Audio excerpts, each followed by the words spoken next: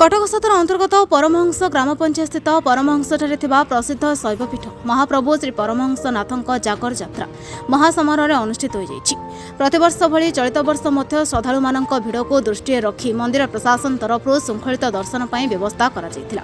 निर्घंट समय मध्य महादीप उठिथिला। ए अवसर में कटक सदर अंचल अग्रणी स्वेच्छासेवी अनुष्ठान विष्णुप्रिया सेवा समिति पक्षरु समस्त भक्तमानଙ୍କ ପାଇଁ शुद्ध पानीय जल दही शरबत कोल्ड ड्रिंक्स मिठा दही लस्सी इत्यादि बंटन करा जायतिला।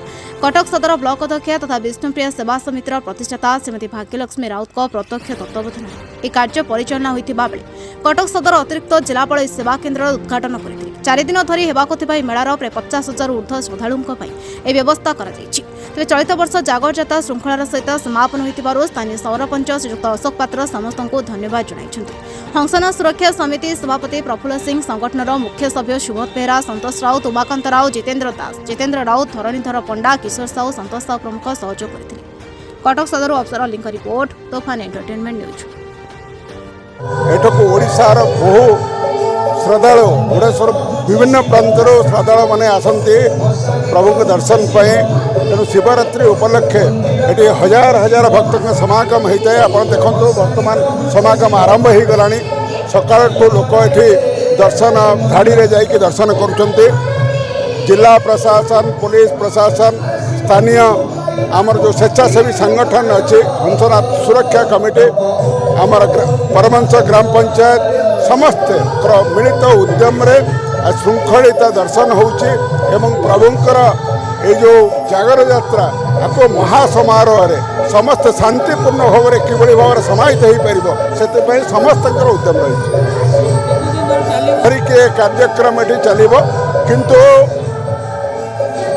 मुख्यतः 2 दिन ये प्रबल भिड़ होता है। ओडिशार विभिन्न प्रांतर लोक मैंने आसते प्रभु दर्शन पाए।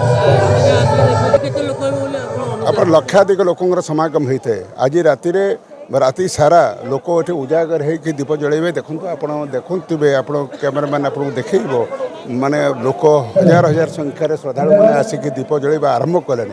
तेणु ये राति 4:30 बेले ये महादीप उठब ता सेते बेलू माने ये हजार हजार संख्यार श्रद्धालु चारिपट जाक बसिकी दीप जालुवे। राति उजागर हो प्रभुंकर महादीप दर्शन करने लोक अपेक्षा करते। सुबोध बेहरा कटक सदर विकास मंच सभापति तथा विष्णुप्रिया सेवा समितिर जड़े साधारण सभ्य।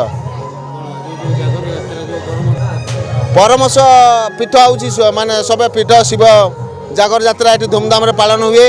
कटक जिलार प्राय सबू अंचल लोक मैंने आसती। शिवरात्रि प्राय 4टा 4:30 राति आमर महादीप उठे।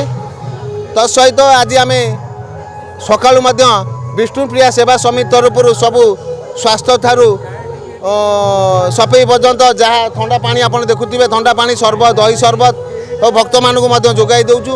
तेणुक धन्यवाद देवी आमर जी कटक सदर विष्णुप्रिया सेवा समिति जी गठन कर अध्यक्ष भाग्यलक्ष्मी राउत महोदय को एवं विक्रम राउत महोदय को देवी जी परमहंस ठाकुर जी प्रत्येक क्षेत्र में मुंडे पशे सी प्रत्येक कार्यक्रम को सुचारू तुलांती। धन्यवाद देवी जाऊ प्रभु हंसनाथ प्रार्थना करुँच कार्य धूमधाम हो प्रत्येक वर्ष परमहंस यात्रा एवं श्रृंखलित भाव हो। आयुष मेडिकल अफसर बेनकार सीएससी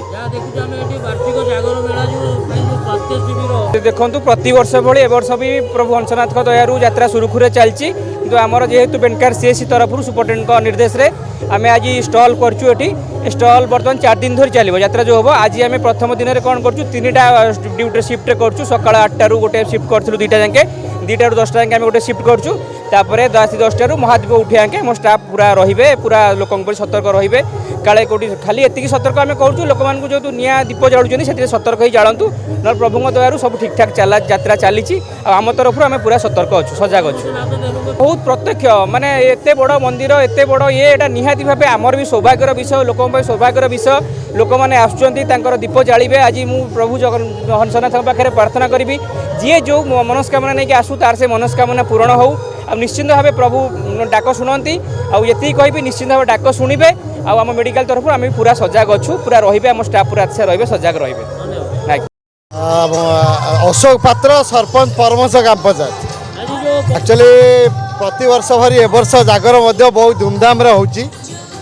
आज राति 3:35 रु आमर नीतिकांति शेष होगी यात्रा जागर ठाकुर सब नीतिकांति शेष होला धाड़ी दर्शन होती प्रति वर्ष ठारू ए वर्ष यात्रा को आहरी श्रृंखलित करने मंदिर प्रशासन पुलिस प्रशासन फायर सबु प्रकार व्यवस्था कराई ए वर्ष खूब श्रृंखलार सहित शांति श्रृंखलार सहित जागर यात्रा अनुष्ठित होची